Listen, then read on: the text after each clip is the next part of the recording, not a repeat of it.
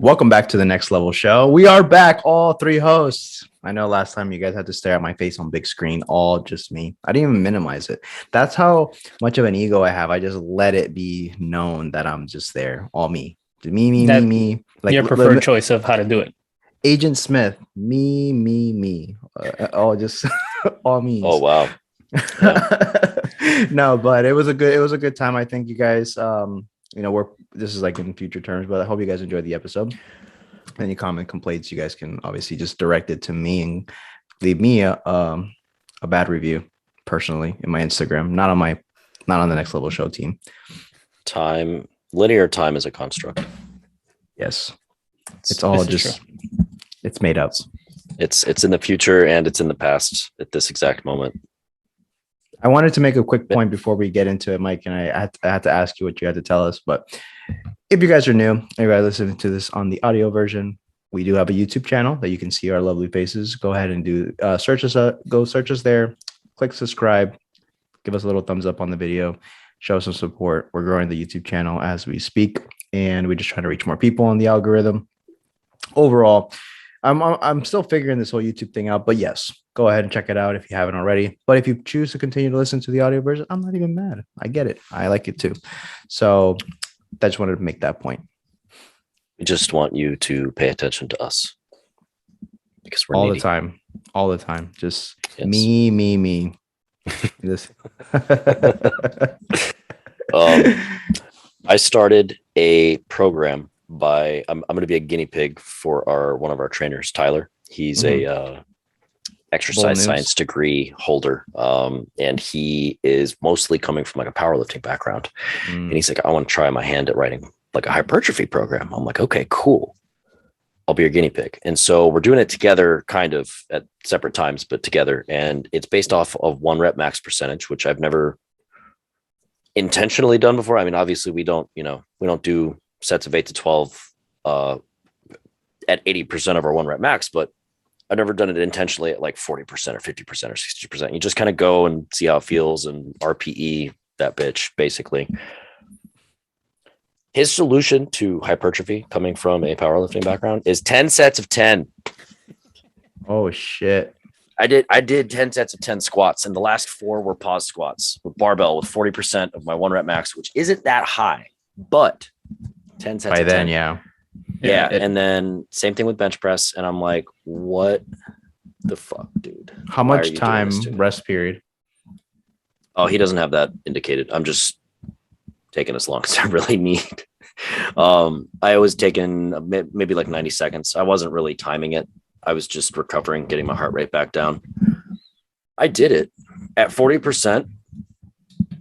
I mean, I haven't really gone heavy on squats in such a long time. I was happy that I could squeak out 1 rep of 225. And I was like, that's my max. I'm fine with this. So I was doing it with like between 90 and 115 pounds. There was some variance there. And then we dropped the weight a little bit more for the pause squats, but same format for the bench press. But needless to say, I haven't really been super active training since about 2 or 3 weeks before Crunch opened. And I am so incredibly fucking sore right now. Incredibly sore. But it's fun because it's super challenging. And afterwards, I feel great because I did it. And it's like a big, it's so different from we all kind of train in a similar way here. So to get something from somebody else that's completely fresh and brand new ideas, it's actually kind of fun. So, I'm just basically eating all the food and trying to sleep as much as possible because I need it. Because 10 sets of 10. 10 sets of 10. That's basically German volume training in a way. Kind of that's like their principle. The way I used to do it was 10 sets of 10 without the percentage. It was based on a weight that you perceive to be roughly, but you gauge it. It's about 50% of like what you would normally lift, and you kind of like calculate like, okay, I have 10 more sets of this. 9 more sets of this. And the rule was I would rest about in 60 seconds. So it's a weight that you can continuously move over and over again at 60-second rest period. And that got rough. And that's before my squat mechanics were even like amazing. Dude, my low back was fried. Dude, that was one of the points that he made. He was like, I recommend wearing a belt for your squats. I'm like, I prefer to squat butt ass naked. Like, I don't want to wear a belt. And then we had a chuckle over my joke, but seriously, like, I don't want to wear a belt if I can avoid it. And he was like, yeah, my lower back was fried. And I'm like, well, I'm going to be doing it with like 90 pounds. So I think I'll be okay. But I felt good about it. I put extra emphasis on like, keeping my core tight, everything, making sure I was doing it right, good form. And my lower back feels fine today. So I feel good about it, at least for now. I had to ask, were you squatting lower than him? That I don't know. I have yet to see him squat. But I was going down to the point. I mean, you've seen the squat racks at Crunch. They're basically like lifting platforms with little arms that come out. Mm-hmm. I was going down to the point where the bar was touching the pins, hip well below the knee joint. I mean, with that weight, I'm comfortable doing that. If it were heavier, I'm not comfortable doing that, but I felt good about it, ass to grass. Is that Tyler trainer, is he Bull Moose? Yeah, he's the Bull Moose. Okay. He's our top trainer right now. He actually today passed. For now. Unless some weird shit happens, I'm not going to get anywhere near his numbers, but it's humble. It's okay. I know you will. He just became top trainer in the company, out of the 400 trainers. So there's Crunch Fitness, and then that's like the franchise, like Anytime Fitness or Chick-fil-A. Yeah. And then there's Crunch Fitness Holdings. That's the company that owns all of these gyms that are technically under the same umbrella. So there's 400 trainers. He's number one.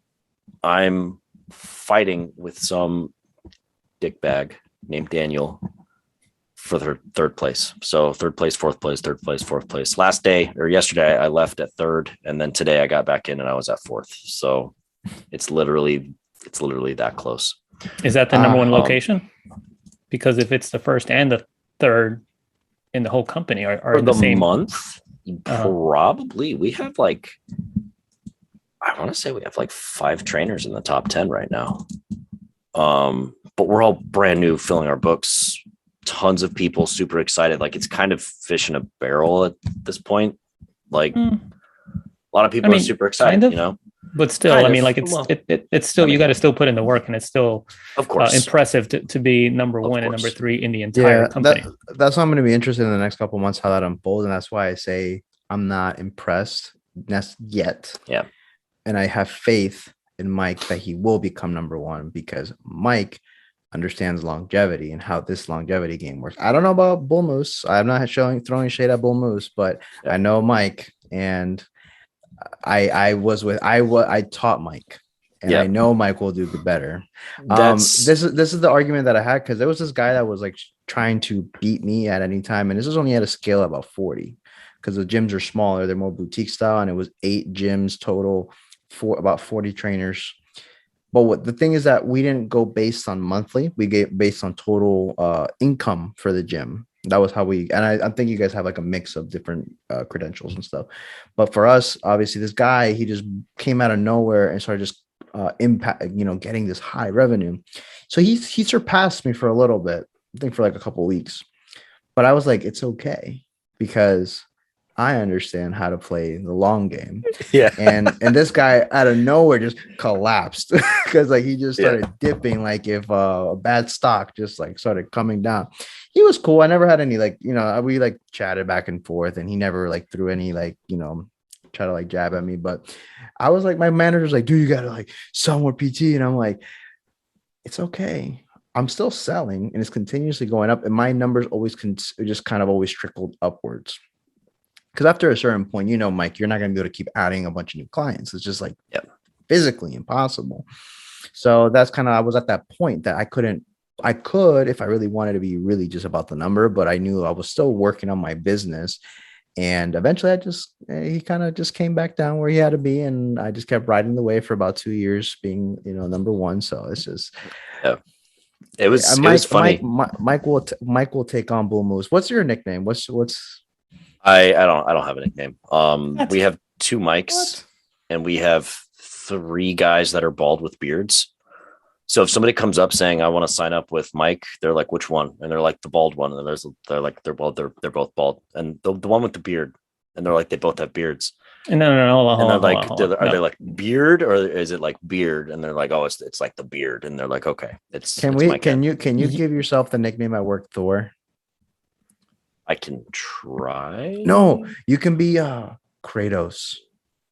That's a better one. Kratos. Oh, Yes. okay. The guy from the God of War.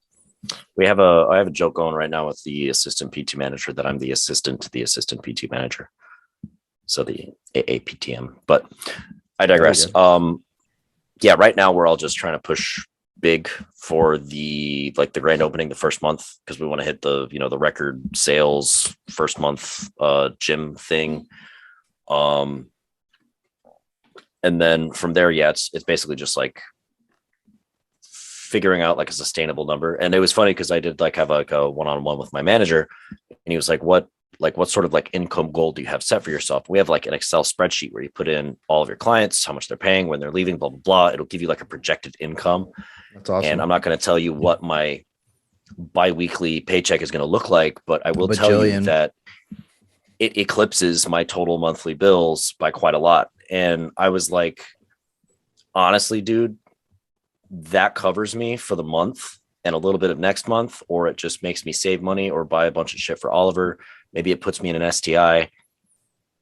I have no sales goal because right now this is more money than I've ever made in my whole entire fucking life. So you tell me. That's incredible. You tell me what you want me to do, and then I'll just do that.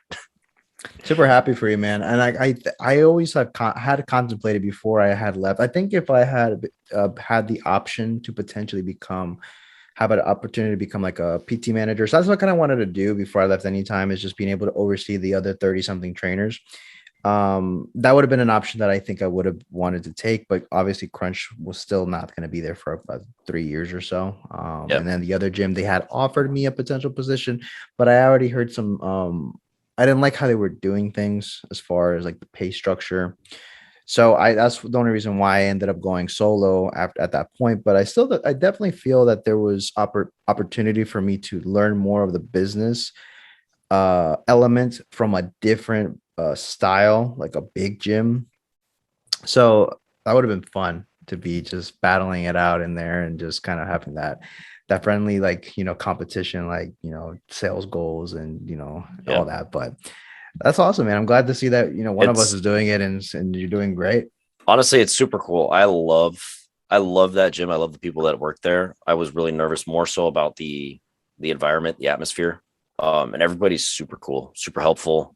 Everybody's willing to help out and do whatever. And it's not like a Shark Tank at all. It's like the opposite of a Shark Tank. It's like Goldfish Tank. Everybody's super chill. It's awesome. So yeah, I'm super happy. I love that place. It's not even a bunch of orcas in there. You got to be the orca whale. You got to be the killer whale and just start bullying all the little fish and just throw them in here. Whale shark. A whale shark. Yeah. Because they're they're kind of like big puppies. Puppies.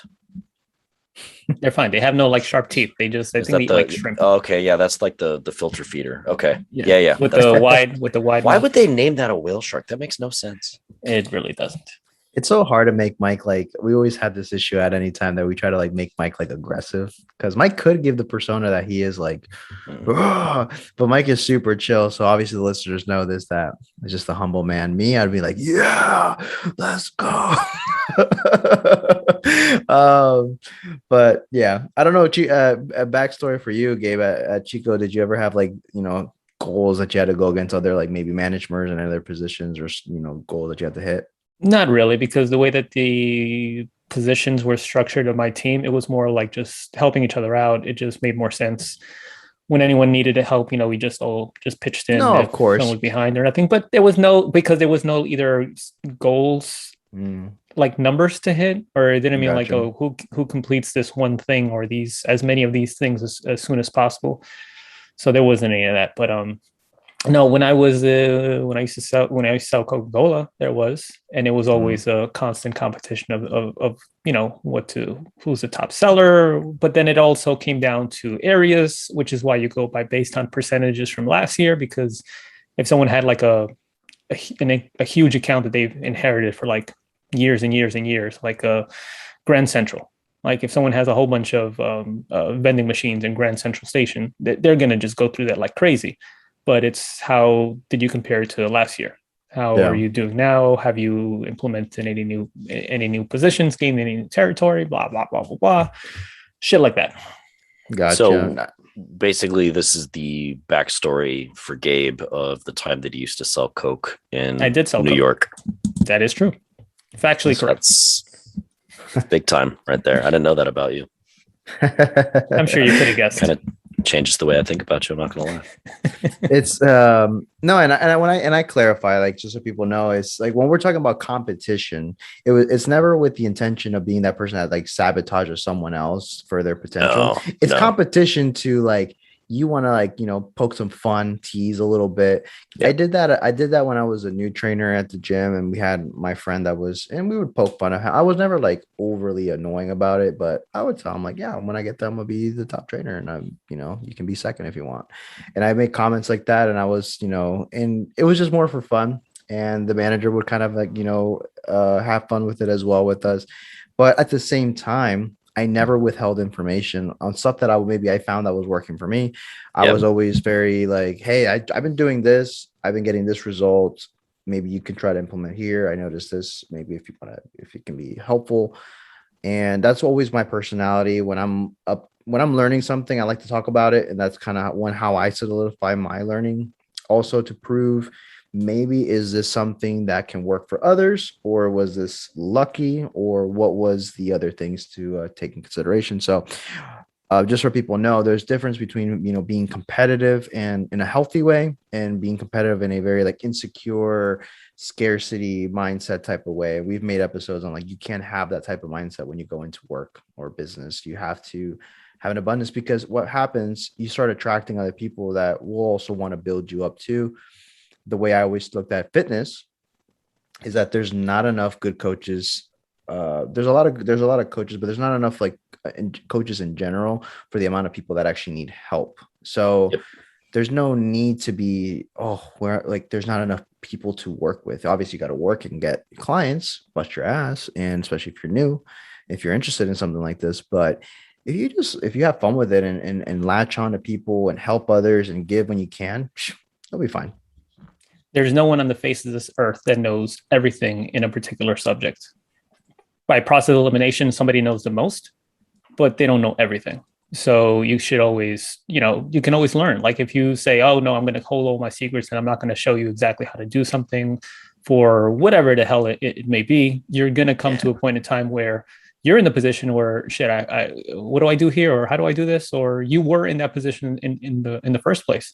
And just because you struggle or you had to overcome people, hoarding their tips and secrets or how to do things, doesn't mean that you should do it for the next person. Yeah. So this isn't inspirational or anything like that, but you just reminded me of a fun fact that I once read on Reddit, of all places. And it brings up, it's kind of piggybacking off of the same point. Every day, there's one person on the planet who unknowingly takes the biggest dump of the day in the whole entire world. This is true. And they never know you will never know who it is. It could be one of us. It could be somebody. It could be your neighbor. We'll never know. But kind of to that same point, you could be that person and you may not even know it. So you could take the biggest dump that day. And, maybe it's your duty to, air quotes, of course, share it with the world. Don't actually, but. Yeah, I'm pretty sure there's like forums that maybe people are weird and do that and just be posting their daily stool. It's an analogy, Jonathan. Share your knowledge. Please do not take it. But don't share. Don't take it literal. Don't take it literally. I'm saying, like, if you know a lot about computers, help a brother out, because my computer needs to take a trip to the dumpster. Yeah, keep your shit to yourself, but pass information. Literally, please. I had to give you guys an update. We're almost we're across the tipping point of the half of the month, right? We're almost like to the final stretch. I have not let up on my Bourbon Heritage Month. I've been going strong every day. The last couple of days I've spiced it up and I've made old fashions, the cocktail of choice of all gentlemen. And I got really buzzed on a Wednesday. I'm not gonna lie. I was like, wow. Because I usually only have about an ounce, right? So what I did is that my buddy came over, I grilled some food, and we just were talking. I haven't seen him in a bit, and he was going out of town. So I was like, yeah, let's just hang out to catch up. So he's like, yo, like he brought some of the stuff that we needed. So we made this cocktail. For people that don't know, it's just a cocktail that's very popular and it's a traditional one. If you go to like any like nice bar, it's like Would it's a you nice would bar. you It's say like- that it's a very old fashioned? it's very old fashioned, traditional, conventional cocktail. It's just very, it makes hair on my chest grow. That's how potent it is. So no, I served it with 2 ounces, right? The first one with 100 proof, some whiskey, and we made the cocktail. Boom, we had the first one. I was like, ah, damn, like wow, this is dangerous because it tastes so good. My buddy's like, should we have another one? It's a Wednesday. I'm like, you know what? I mean, if you want one, when I say that, it's because like it's a yes for me. So I don't want to make the bad decision for the group. So we did. Luckily, I'm home, and after I finished, I'm like, yeah, I'm buzzed on a Wednesday. And but besides that, I've been pretty good. I haven't gone past that, just for the listeners know, because there was a debate, not even a debate, there was a concern that I was having an alcohol problem. And I assure you, once this is over, I will be taking a break because So what you're saying is you can quit anytime. yes, I'm not Mhm. addicted. Sounds So like far- something an so alcoholic far- would say. Right. So no, like it's like it takes 30 days to develop a habit. Just wait till day 30. You're like, I can't stop. Do you have anything updates, anything before we hop into today's topic? No. I was super tired this morning. This is super short. I have an 8 a.m. client and he is needing to get in shape. He's never been in the gym before. We're starting off super basic because this dude's in rough shape. And I told him that straight up, like, you're in rough shape. So we're going to start off super basic. Today, he was like, this is also simple. I can do this on my own. Like, why are we doing stuff like this? Why can't you just tell me to do stuff like this? I'm like, well, if it's so simple, why weren't you doing this 6 months ago? Like, Wow. that's why we're doing it. And he kind of just stared at me. He was like, okay, you're right. Fair enough. Thank you. Touche. This is going to lead perfectly into the point of the subject today. But when you said tired, it actually just brought me a quick flashback. I knew I was mentally tired. I took a quick nap before we hopped on here. When I was going to make the coffee, and then I literally grabbed the coffee ground and put it in my cup on top of the creamer that was already there. Yeah. I saw that. I was like, okay, that's the first. So that was definitely like an indicator, like I need a nap. But no, so to transition over to the topic at hand today, this links perfect to Mike's like example of his 8 a.m. client, starting with the basics. And the guy asked, like, why don't you just tell me? Like, why weren't you doing this 6 months ago? Taking responsibility for your health and wellness and well-being. Yeah, Robert. Sorry. Not really. So, but I wanted to say this because I was listening to something and I think someone made a pretty good point. They were talking about having, I think there was like a news article that said 2/3 of Americans, they did a survey. I don't know what news channel this was, but 2/3 of Americans agree that they would work out if they were rewarded. Okay. We all right now, for people watching, you guys can see our faces, our eyes, like automatically we squint when we hear something just sounds silly. Because you are. So 2/3. That's why I was just like, what? That don't make no damn sense. 2/3 of Americans agree that they would work out if they were rewarded, and automatically our alarm, like in our head, goes off. It's a silly concept because the reward is what? That you're a healthier person, that you feel good, capable. And it's like, do you need a pat on the back in order to take responsibility for your body that you were born with You don't get to just, we don't have the technology yet to swap you into another one. And once yours start to break down, this ain't upgrade of Yeah. the iPhone. You can't just pass the iCloud into the next device. Like you're stuck with the first generation of your model, right? So you can obviously like make this a nice journey for yourself, or you can make it a very bad one. And obviously there's certain things in life that happens to individuals that's unfortunate, but like we've always mentioned, if you have an able body that's able just to simply get up and go take a walk, you have enough to do something. And it's your responsibility for yourself, for the people around you, for your children. It's when you see a kid that's overweight, it's not the kid's fault. If the kid's 5 years old and he's already diagnosed with diabetes, typically it's, if you look at, you can just literally just look at the parents and their spitting image of their kid, because the kid follows there. At that point, the kid has no say yet on what foods is purchased, the quality of the food, how much. So but overall, back onto that individual, it's your responsibility. And I think that will rub some people the wrong way at times, because it's like, why are you shaming, or whatever. And it's not that. I just found it very sad. I don't know what you guys think about this. So what are they saying? They want to be compensated? Were they like, I need I think about 350? it was like a 350. There were some some things about being compensated. And because I know that they were doing some other things, that there were some compensations for doing just things that you would think that's just do it because you should, it's better for you. Like, well, I mean, like, why not?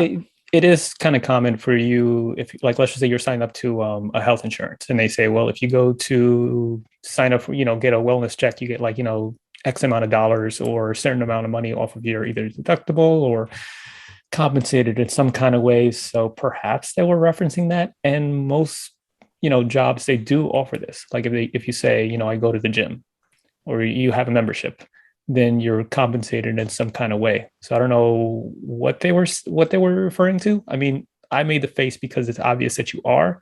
But again, it all goes back to, okay, well, what are they looking for? What is their motivation? And I'm sure that if you were to say, give them, I don't know, either their money back for the membership, if they need one, if they inquire one, or X amount of money, or $20 or whatever, that it'll start that way. And then eventually that, if they were to leave or do something else, that won't be the motivation for them or the driving force behind of why they're going to, or why they're taking care of themselves, because then they'll see what we made a face for, what I made a face for. I'm like, shit, I can't imagine, living with chronic pain, or living with illness, or living with like, aches and pains that just prevent me from, doing just regular day-to-day stuff, that me moving around just it just helps. I can't imagine just, I guess, feeling like just total shit all the goddamn time.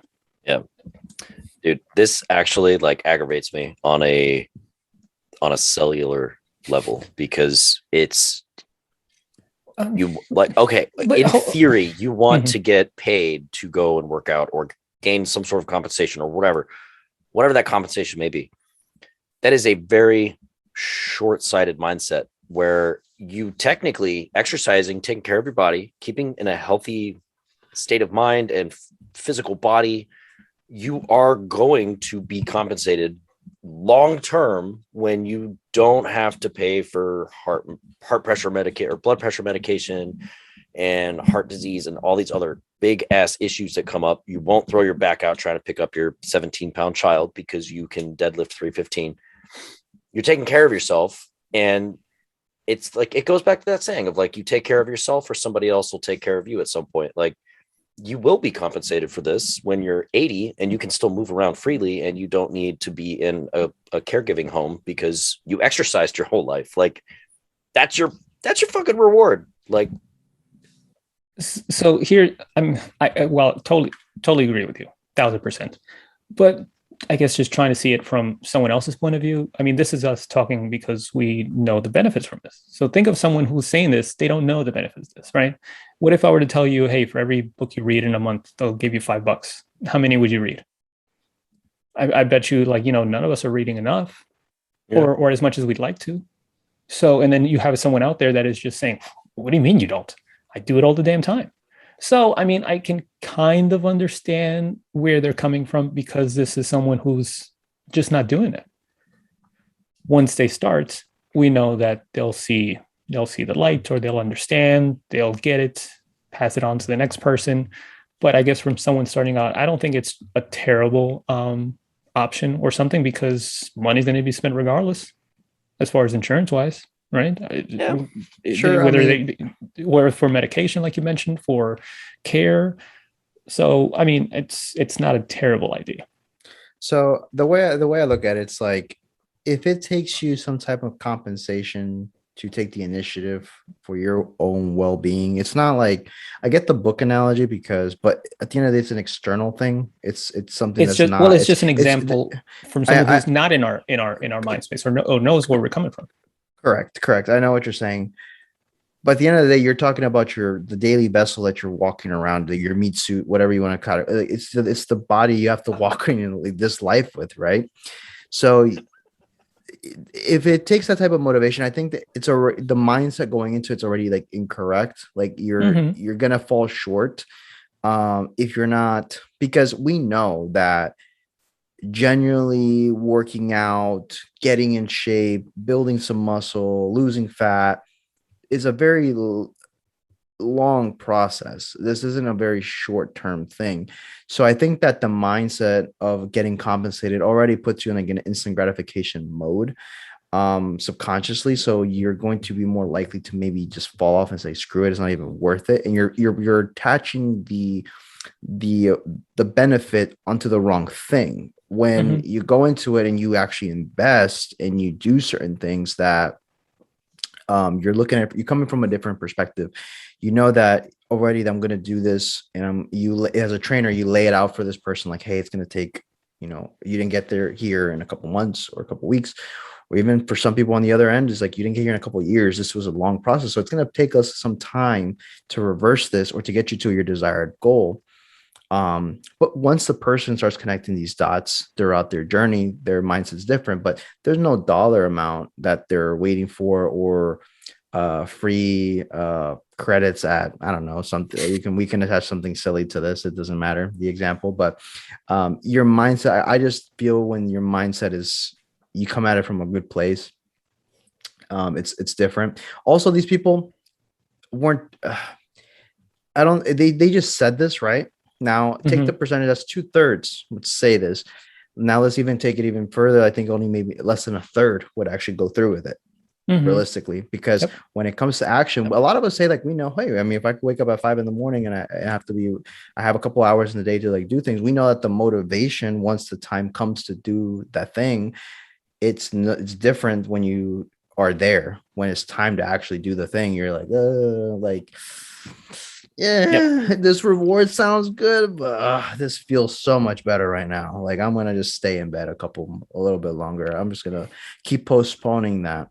So I don't think it's like it would ever fix it or cure it. Maybe a percentage would benefit from this, but I think that overall the message we're conveying here is that regardless of what anybody says, the principle and the fact is your health is your responsibility. It's not anyone else's. At some point, as an adult, you're purchasing and you are doing things for yourself.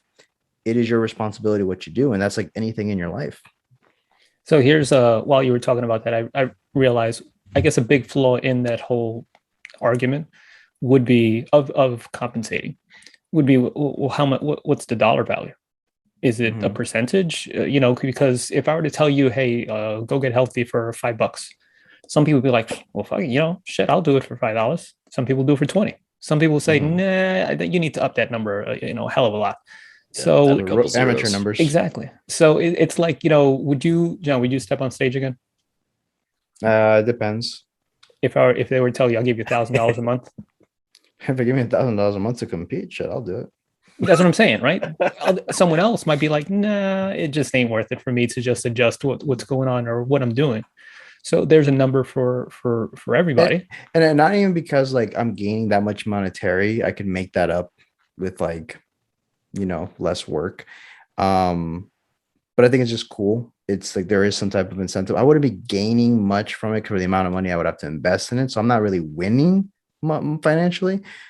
But why not? If I'm getting paid 1,000, 2,000 roughly, I'm like, that's fine. I mean, it kind of equals out some of the expenses, but it's cool. It's the experience. Like, it propels probably my business somewhere else. But Mhm. I'll let you continue your point. I know I'm going to No, just no. It was just that. It was just everyone has a different number. Someone would be like, someone would do it for $100. Someone would do it for $500. So it's like how you arrive at a certain number. Is it?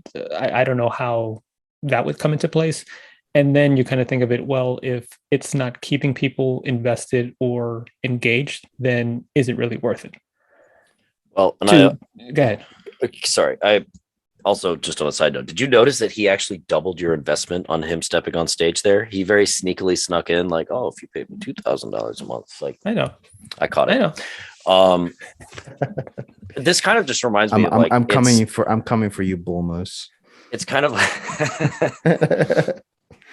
it kind of just reminds me of like the concept of like working a desk job. I mean, it's, would you work a desk job for free? No, I want financial compensation so that I can afford bills and vacations and all these other things. And it's kind of like, I guess it's being like correlated with work in the concept of like, I don't want to go and click on a keyboard for 8 hours every day. I don't want to go and work out. So I don't want to do that. I should be paid for that. I don't want to do this. I should be paid for this. But again, it'll become that same exact thing if you take it from that approach where you're doing it just for the money. Eventually, no matter how much they're paying for you, it's going to be a pain in the ass. You're not going to want to do it. And you couldn't pay me to run a mile every day. I mean, it's not something you could give me a couple bucks to do it. And I'd probably do it for maybe a week. And after that, I'd be like, this is stupid. This isn't the amount of money that I would really want. Yeah. Cause I think the amount of effort that goes into this. Yeah. And then, I think, go ahead. Sorry.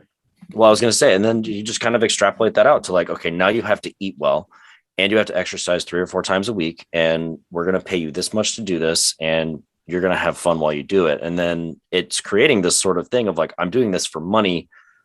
I'm making all these changes that I don't like. I'm doing it for money. And then you're just like, this money's not worth the hassle that I'm going through for this because you're just doing it for the fucking money. The whole time you probably lose sight of the fact that you're feeling better and your poop looks normal again and you're sleeping really good. But no, you're just doing it for, I don't know. I think that your point that you're making is that after a while, your perceived value of that currency due to the thing becomes kind of normal. Maybe if you had $0, any money's a lot, right? But after a while, it doesn't matter as much. So that's why I know that I don't think it was a financial compensation. I'm not sure. I got to look more into the context of the whole thing, but it was just saying that you were being compensated for if you were compensated. I'm assuming this was like in some way, some financial, some benefits possibly. But like what you guys were saying earlier was true. If you are a healthy individual, life just becomes better and easier from a physical standpoint, from a health care standpoint. You're not going to be spending nearly as much on medication, insurance, life policies, all these different things that you would invest in later on in life. You won't have that hassle. And basically it's also, I think, removing accountability. And that's why I said, taking, your health is your responsibility. You are then sort of placing your health once again on something exterior out of like your control or on a motivating factor that's not from yourself. So I think that we know that it's not all about motivation. It's about that due diligence of understanding like, hey, like some days I'm going to feel like super pumped up and I'm going to want to do this program. I'm going to do this workout. I'm going to do this diet. I'm going to do this, whatever. I'm going to hire a coach, whatever the case may be. But obviously the emotion of that high will come and go. So it's understanding that it's like, it comes down to you understanding like, hey, I know that I don't want to rely on someone taking care of me when I'm older. I don't want to, I don't want to fall into a trap of potentially getting sick or whatever the other issues that can be very severe from being unhealthy in a very like extreme way. So you are then taking it upon yourself. You can't blame food companies. You can't be blaming other people, marketing campaigns. You can't blame your mood. You can't blame like, just all these other factors that at the end of the day, the choice is yours. And we are here on this podcast are always going to hold you guys to the state of, or if you come to us about anything, it's going to always be like, it's your choice. These are the stuff that are controllable. And the best thing is that your body is one of them for the most part. It's like, you have a lot of say in like what you consume with food, how much you move. There's access to tons of fitness platforms, gyms, coaches, you name it. So there's something for everyone, and that you can always do something. So the fact that you allow yourself or are okay with allowing yourself to go to this, it's lack of accountability and responsibility on my behalf. And I think that if you care for yourself, it's the only thing that we can technically contribute outside of the monetary stuff, right? Yeah, I think when it comes to this or to that study or to anyone, I mean, I just don't. It's clear that someone who says this doesn't understand the value of taking care of themselves. They think that they do, but they really don't because they would have done it already. So it's just understanding where they're coming from and trying to equate it to where they're at, or just meeting someone where they're at, essentially. And from there, you can kind of just take it. So if you have, family members, friends, or whatever that are unhealthy, then just, okay, well, start with whatever, start with something, start with anything, and see where it goes and see how they will start seeing positive changes in their life. Just ask them just by taking like, a walk or something. That can be something that's very minimal, but something that people can do that people that just don't take advantage of as often as they should. And they'll start seeing some benefits just from that alone. So, I mean, like while I do agree with you guys, I wouldn't, outside of my knee-jerk reaction, I wouldn't want to jump down someone's throat whenever they say this. I would, I guess, just try to understand where they're coming from and then meet them where they're at. Yeah, I mean, obviously, if you're someone that you're trying to make an impact, you're going to try to do your best to kind of mold this to something that will be able to convey and deliver this message appropriately. Yep. I would never shame anyone into getting into shape or into fitness or doing something.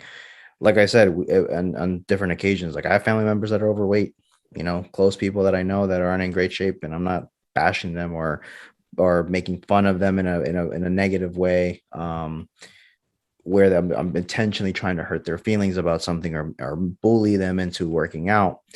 But if someone comes to me and then asks of me of certain things, or if they come into that victim mindset, depending on who it is, how many times, you're going to get a little bit of tough love, because I think also you need a reality check. I think we do too much of coddling in the world. It's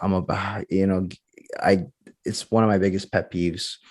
It's too much like softness. It's all about how gentle can we lay you down. It's like sometimes you got to just you got to say how it is, because it can be the impact of this person doing something, getting that kickstart. I was actually just looking at an interview with the 4 people that have dissed Cristiano Ronaldo, Gabe, soccer player, in the world, and and what kind of propelled him, and what was his reaction to people like literally coming at him hard or critiquing him really, really hard, because he was very criticized in his younger years from his like cocky, arrogant type of way, and he was young, he was in his early 20s. But this player now is known to be probably going to go down as one of the best players that ever existed, top stats and everything. So, but a lot of the stuff happened here is that in some cases, these coaches would hammer him so hard that would make him cry. This player, this man, like, this boy, all tough and stuff. And then in the locker room, just make you cry because of the stuff that they gave you, that hard, tough love. But they did it because they wanted to see that player and that team excel. They wanted to get the best out of him. And it wasn't all the time, because at the end of the day, he actually respects them highly and says that these are one of the best people I've known. These people helped me tremendously in my career. Even though it was critiques and they always had stuff to nitpick and stuff, it demanded excellence, and it demanded change. And he could have crumbled under the pressure and obviously not become who he was, but some people will rise to the occasion. And I think that tough love is necessary at times, and to tell you, hey, dude, you gotta take control, and this is what you got to do. This is okay, but this is better. Right now, you're in okay shape, and you can coast like this for a couple of years in your youth. But once after a certain point, this okay is not going to be acceptable. If you want to get this desired outcome, you're going to need to do something and make some change. And it's not about being like, hey, you fat loser. It's more about like, hey, like you're fucking being lazy, and you're coming to me complaining about all these issues after I was nice and gave you all this stuff. But sometimes I need to give you a little in the booty, a little kick in the butt, and it gets you going. So I think that it can have tremendous value. Boys? See, Yes. I If you concur. want to work out and get paid for it, get certified and become a personal trainer. This is You'll true, do right? at least one rep of every exercise a couple times a day, because you got to This is show true. what you're doing. There you go. You're getting paid to You get- exercise. Boom. Getting Problem tons of solved. steps. Getting tons of steps. No, I think that we did a pretty good job at covering. I enjoyed this topic. I think that it fell perfectly into our laps for this Mindset Monday episode. Give you guys a little bit of the polarizing ideas, right? There's obviously a time and place. There's the importance of delivery is very key. Who is your audience? Who are you talking to? Who are you addressing? But there's sometimes like, you have to gauge it when I would always encourage this, always go into an objective mindset when you're taking advice from anyone, and never take it super personal where they're attacking you as a person. Maybe they're attacking maybe your idea or the actions, but it's never about you and your core, because I can disagree with what you're doing, maybe the things that you're telling me, but if I'm interacting with you, it's because I have some form of respect and I want the best desired outcome for you. And I don't ever would purposely sabotage someone's like health journey and being like, you're fat, you gotta not eat anything and do tons of cardio, because they will get the lower weight, but then we know that is very harmful. We would never advise negative information. We would give them a different approach that will give them a lower weight, potentially better health markers. Well, for sure, better health markers, but in the right way. So that's my final point and final take. AKA biggest loser. Yeah. Shit. People still expect that out of trainers. I've gotten that quite a lot. After like first session with new people, they're like, I was expecting like Jillian Michaels. I'm like, that's not how we do things around here. I had a lady yesterday that signed up with me. She was a lot of trepidation about signing up with the trainer. And I got her to tell me about prior experiences. A lot of what? Trepidation. Hesitation. Yes. like trepidation is like fear, I guess. I'm gonna ask her, like, do you have trepidation about signing up today? What's your trepidation? I like using big words. It makes me feel smart. I digress. The lady had trainers that would literally put her on a treadmill, watch her run, check her phone, hang out and talk about their personal life, and then make her do burpees.